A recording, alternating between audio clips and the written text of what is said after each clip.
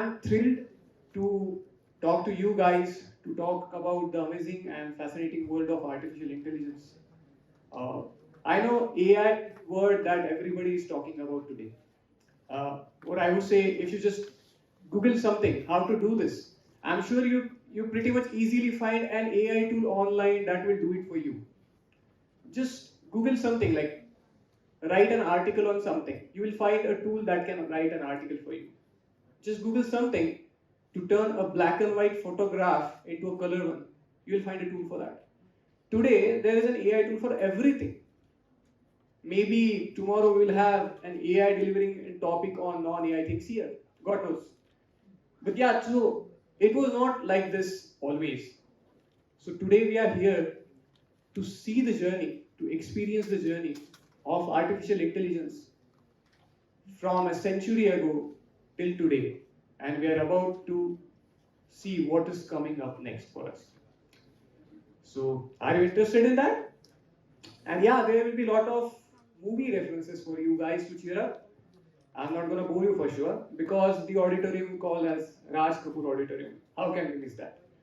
Alright, so let's start from somewhere around 1927. Have you guys heard about this movie called as Metropolis? Anybody? Any fan of old sci-fi, weird movies here? Nobody. Alright. Have you guys watched this movie called as Avengers Age of Ultron? How many?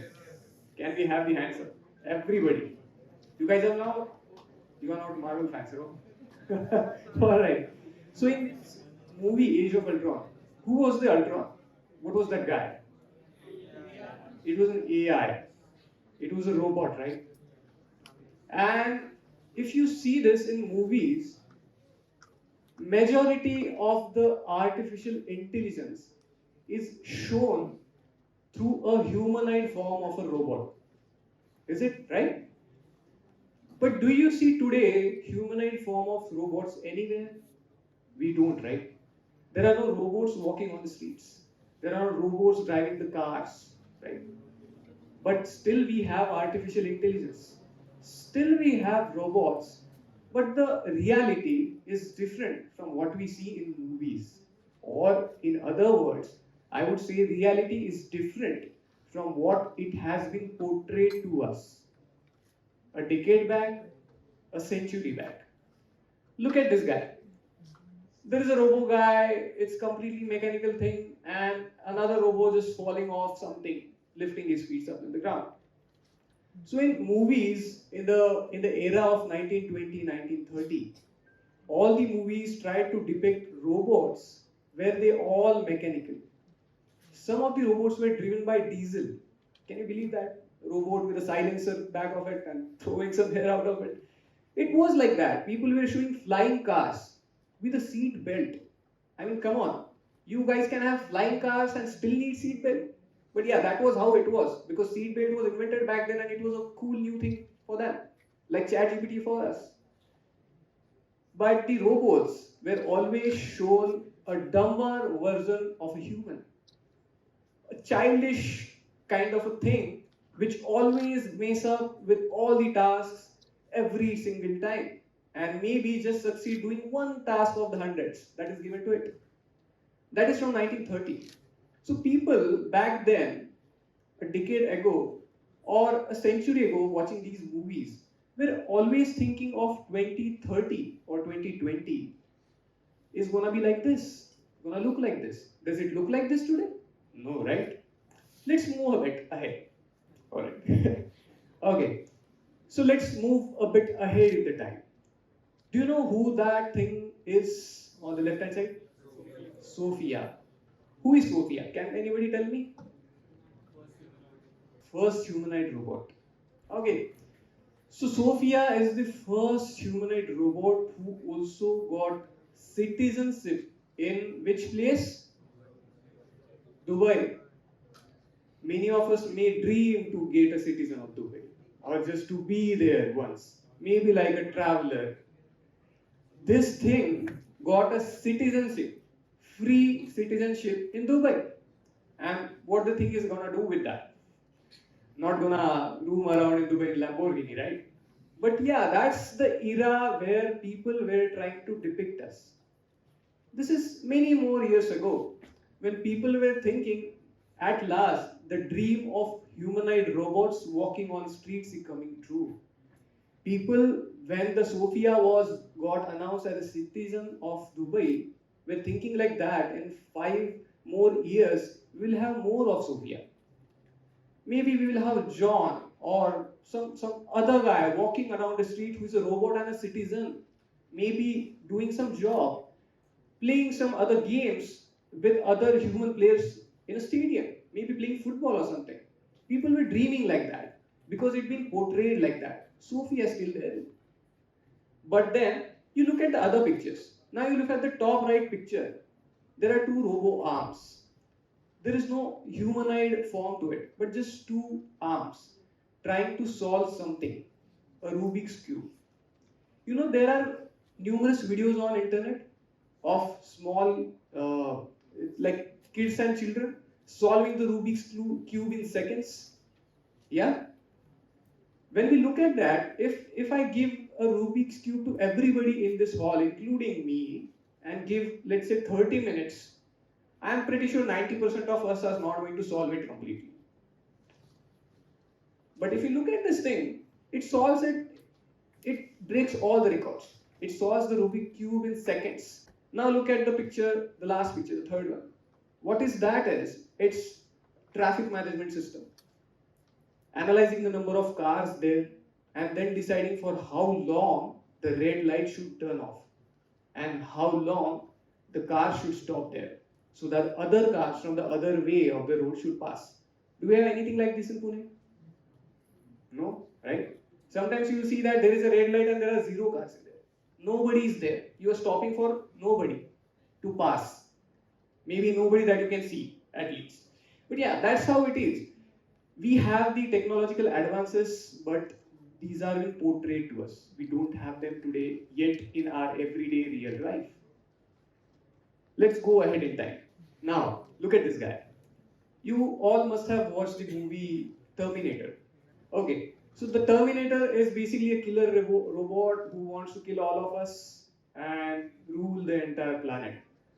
So this is the era from 1990s when people were trying to depict us that the robots with intelligent life form in it, trying to rule the world, always trying to do something that a human cannot, always trying to show us humans down, always trying to be something above all of us. That's the Ultron guy thing. So now you look at this guy. This guy is a mechanical robot. He has 2 eyes, glowing red all the time just to scare you. There is no other purpose. And then this guy has teeth. Now what the hell teeth are needed for a robot? He's not going to chew on something, maybe a human, but not at all. And he don't need his jaw to speak. Robots can have speakers, right? Why would even an artificial intelligent form of a robot would build himself with yellow teeth? Come on, I mean, you could have just brushed it at least.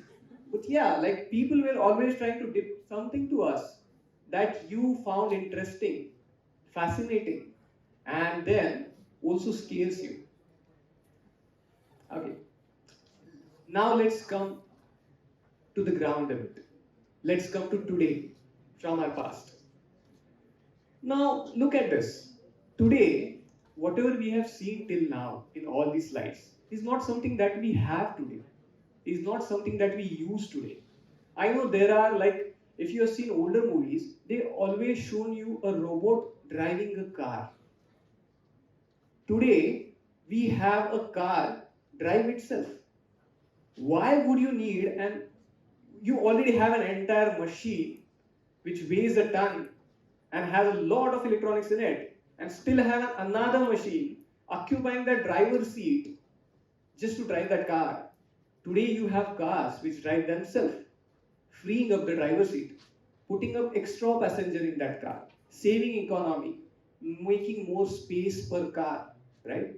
Making you a safer travel way of traveling safer, right? So that's not going to happen. You are not going to see robots teaching you stuff in schools or colleges. You're not going to see robots like a Terminator coming to your college, just killing every teacher around there. Ah, it's not going to happen. But what's going to happen is this is already happening. How many of you have used ChatGPT? Not heard, have used ChatGPT. Everybody, right? Even my neighbor's 4-year-old kid knows what is ChatGPT. He uses it every day. Come on, I mean, kids my time used to play outside. Kids nowadays using ChatGPT. Now, what their teachers might be thinking of it, right? So, but yeah, so we have this AI easily available to every and each one of us, free of cost. Today, you all have used ChatGPT. What kind of questions you must have asked it? I can just imagine. I know you people are not very sophisticated guys asking only the sophisticated questions to the ChatGPT and improving your knowledge base. People have gone crazy asking anything and everything to ChatGPT. Some guy, there are internet videos. Some guy is asking, "Can you marry me?" or "Will you marry me?" to a ChatGPT. Come on, it's not even a girl. What do you want to do with an AI if you marry her, right? So these are things people are going crazy about. It's not just ChatGPT, by the way. ChatGPT is one of the examples that we have AI, that we experience AI today. There are many more companies, many more organizations, and the AI models that are available today that everyone can use. Now, that seems a bit scary, especially for IT guys, especially for techies like us, people like us. People think that, oh, AI gonna take over my job. We'll look at that. Okay, so this is just a video which I want to show you. Have you heard about Google Duplex? At least you must have heard about Siri and Google Assistants. Must have used one of these, right? What these softwares are? Can someone tell me what can we do with these kinds of softwares? It's a voice assistant. What can you tell it to do? Open maps, play songs. What else? Think of a higher task, a complicated task. What can you tell it to do? Type a message, yeah. So basically you are telling that software to type a message and as well as telling the message to type. So it's a speech to text conversion, natural language to text conversion. That's one complicated thing. Anything else you can tell me? Writing emails, okay, perfect. Okay, so basically, uh, think about this. If you can, let's say you are sitting at home, you're not feeling well. There is a call, important call that you cannot ignore. You want to listen what the other person trying to say, but you are ill, you are sick, you cannot speak. Imagine that you just press a button on your phone. This Siri or this Google Assistant picks up the phone, talks to the person in natural language, saying that you are not available at the moment, but she is speaking on behalf of you, doing all the conversation in natural language, asking you to if you want to say anything specific, writing that to a text and showing it to you when you have time. Or in other case, let's say you are in a hurry, you want to catch a cab, but then you don't have time to book that cab because you need to travel to that spot. Let's say it's going to take 10 minutes to go there. And you also know that when you open the phone, app on your phone, it's also going to take few minutes. Think of this. You just tell the Google Assistant, book a cab for me from this some corner, ABC corner to XYZ corner, and put your phone in your pocket. And when you reach the ABC corner, the cab is already there. And who did that? Let's say your assistant. Let's hear this voice and let's see how it goes. So the example that we are about to see is Google Assistant uh, trying to speak to a human in human language. And when I mean human language, I don't mean speaking like Siri. The temperature today is 23 degrees Celsius. Not like that. It's gonna speak in very human language that you'll be surprised if you're seeing this first time. And I say it's good that you never heard about Google Duplex before, because when I heard this or saw this for the first time, I was very amazed.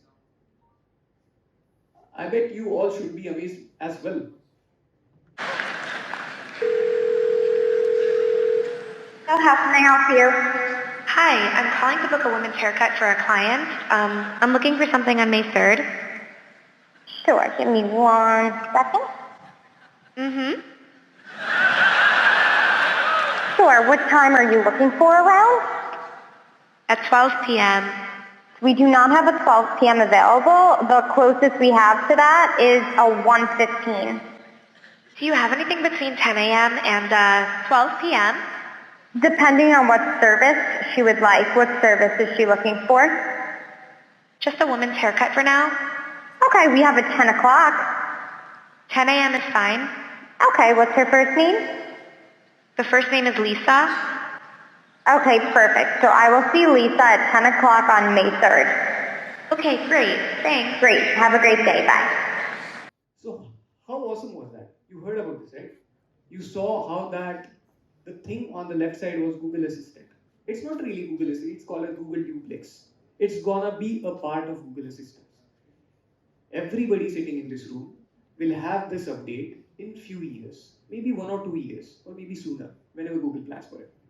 Initially, it's already rolled out for Google Pixel devices in fewer regions of the world. Now imagine that. The assistant can speak this fluently. Does that scare you that all the customer care representative jobs are in danger? Does it? Is that capable of doing that? Tell me. Yes?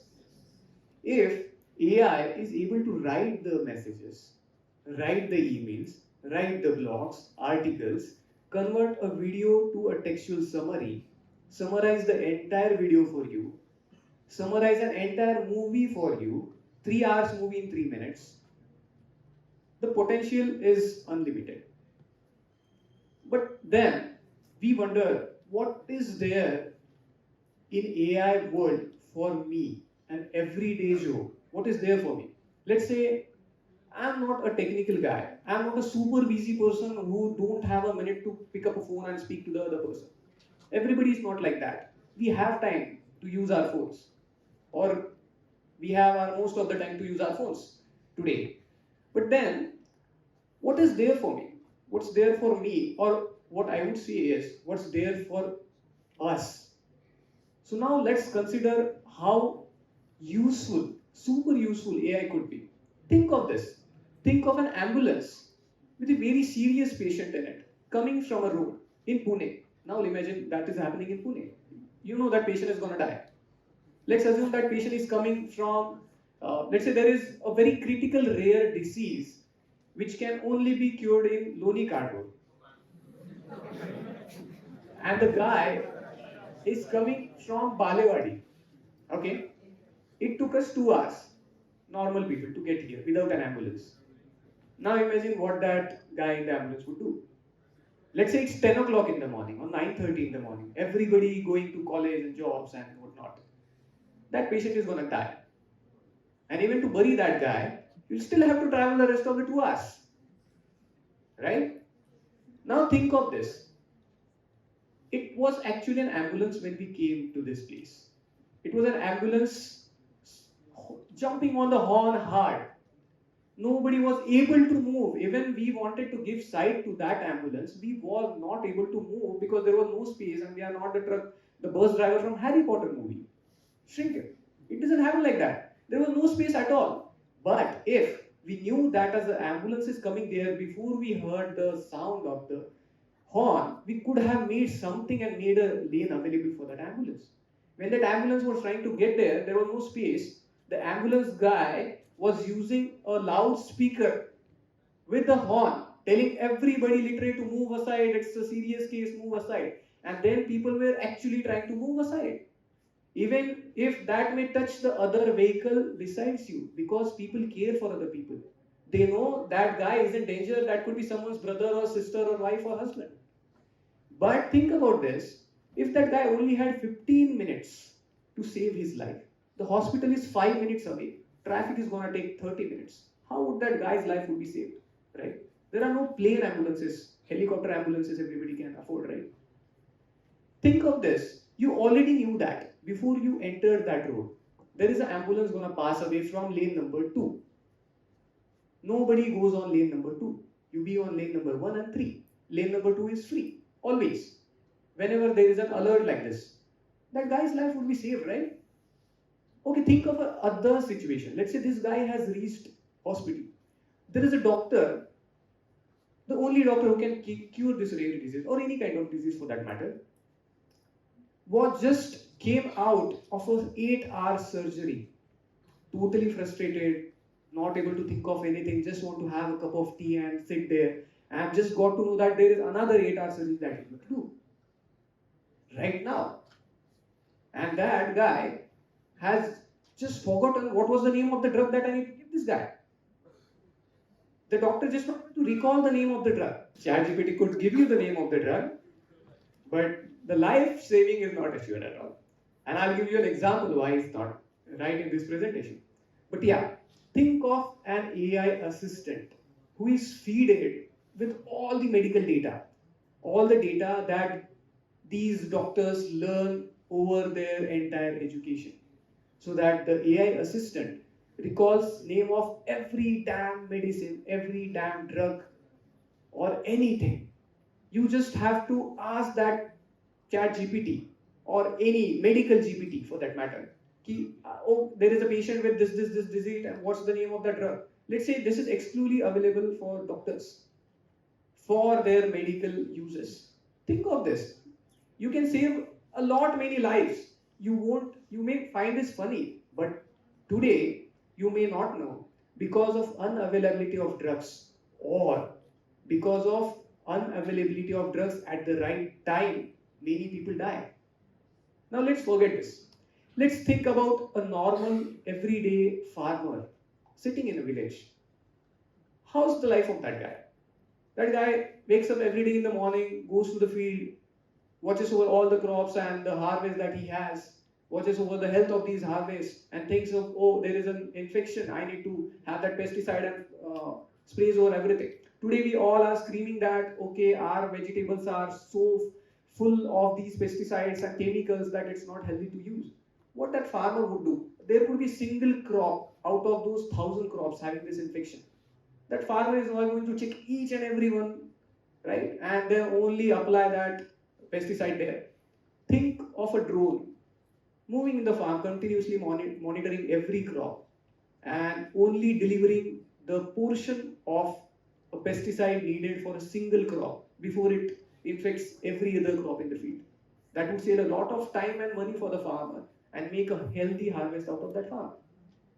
This can be done, right? This is easy. If people can send other people to Mars, we can definitely do this. Okay, so now we saw that voice assistant and we have discussed that it may take a couple of jobs. Now you may think about this, AI taking over your job, kicking you out of your chair.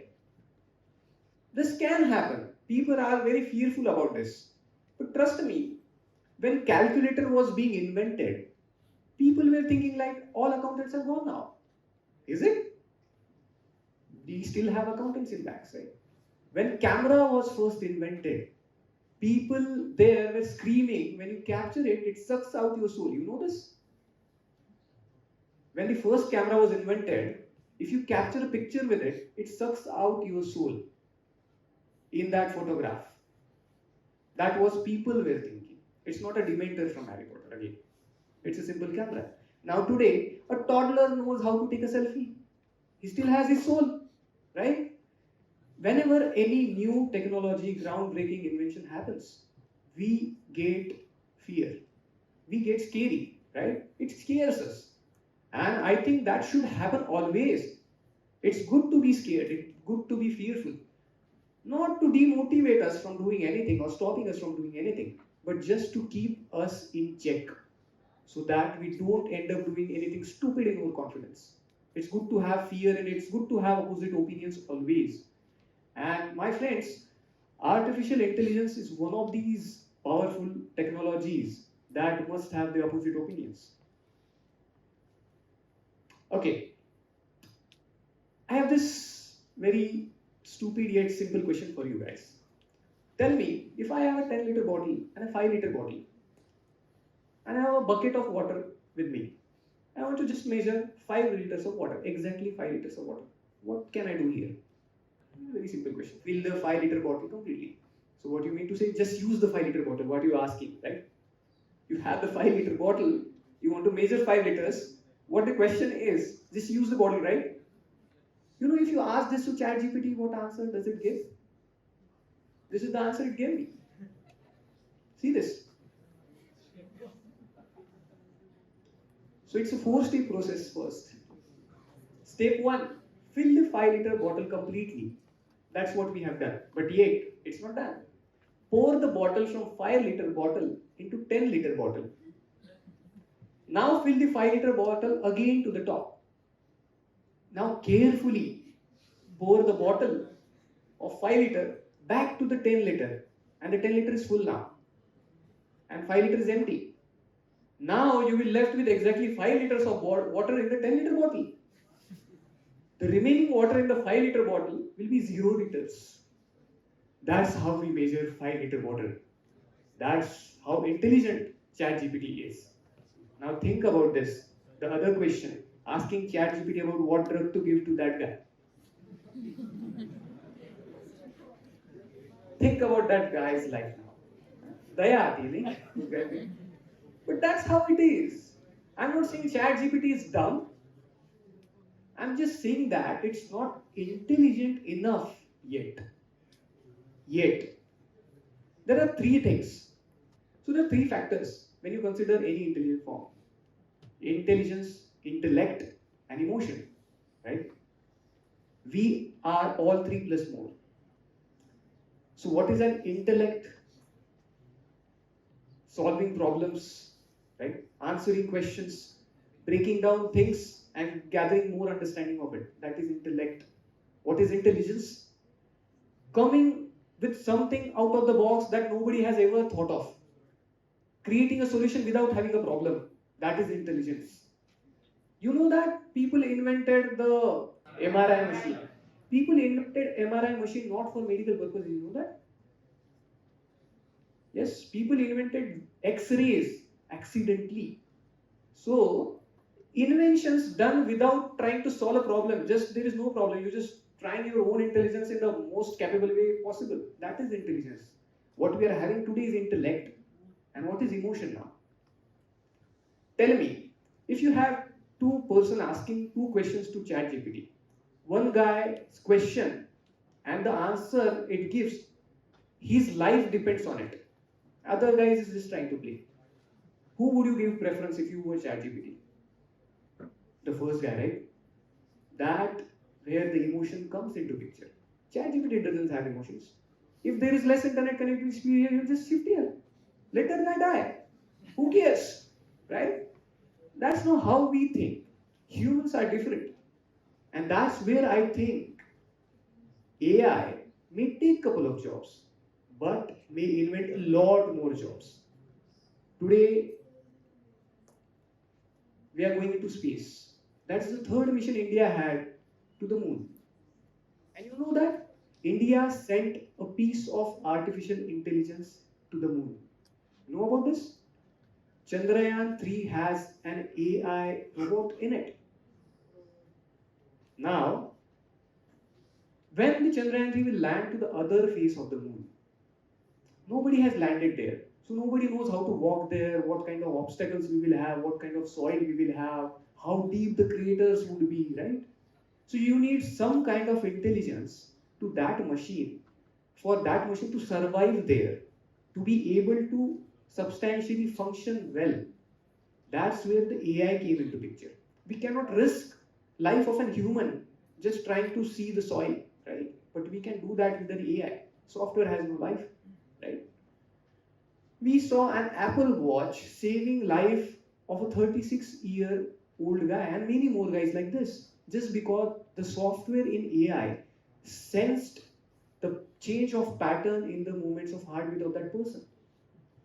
Today, AI and chat GPT also helping blind people with help of sensors and cameras and speakers to read stuff. Now think about this. These blind people are now able to hear and see everything. Have you saw ever that there is a blind people trying to cross a road? And he is crossing perfectly on the zebra crossing line where there is a signal and everything. And suddenly a biker comes like this. And someone goes and pulls that blind guy back, saves his life. YouTube video, famous, interviewed every time. How did you save that guy's life? What makes you do that? But then think about that blind guy has a camera stick with it and the headphone connected to his ears. Camera is constantly monitoring 360-degree. We already have 360-degree cameras. And constantly alerting that blind person where to go, when to stop, how fast to go, when not to turn. That blind guy would be independent. Independence of walking is a dream for a blind guy. There are many things that are happening because of AI that are happening today. It's not future. This is not something that we saw in movies. Have anybody saw this in movies? No, right? Nobody saw this. No movie tried to portray the world of AI like this to us. So in a way, the world today we have with AI in it is better than what is being portrayed to us. Apart from the technologies or along with the technologies like space exploration, interplanetary travel, I think artificial intelligence is the next big evolution that the mankind is about to see. And I'm very fortunate to see this. We are the first generation to witness this humongous shift in technology and the meaning of technology that matters to us. And that's why, my friends, this makes me wonder what a great time to live. Thanks you so much.